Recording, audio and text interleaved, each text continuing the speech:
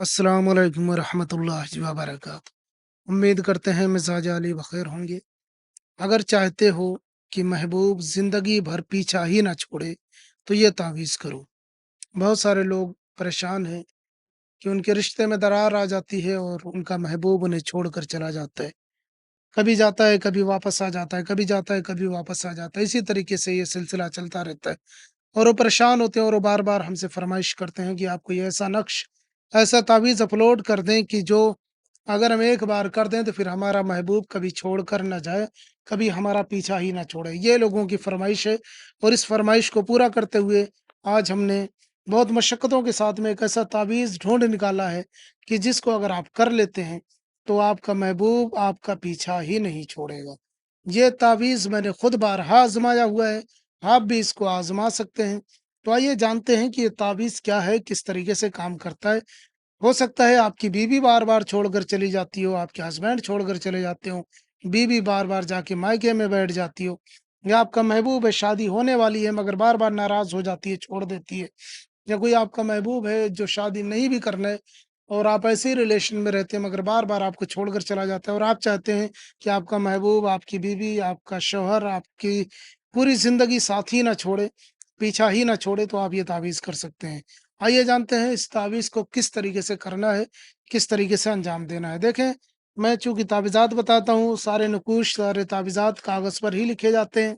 बाज़ औक़ात कुछ तावीज़ात भोजपत्र पर भी लिखे जाते हैं, लेकिन ये जितने मेरे तावीज़ात होते हैं, वो इस तरीके के होते हैं कि इन्हें सादे कागज़ पर बनाया जा सकता है और इनका पूरा असर देखने को मिलता है।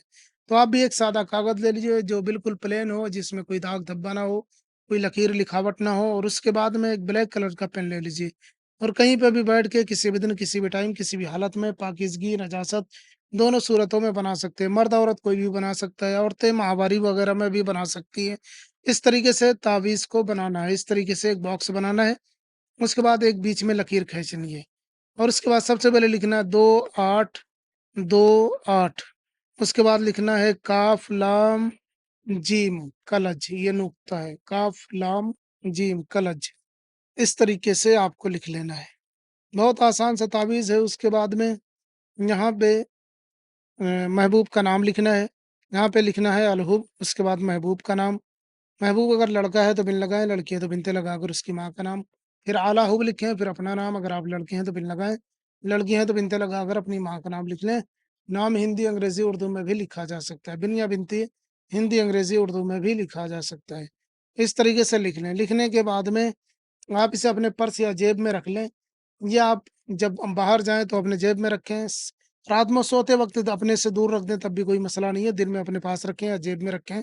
इंशाअल्लाह 3 दिन आप ये रखें, सिर्फ़ 3 दिन रखें।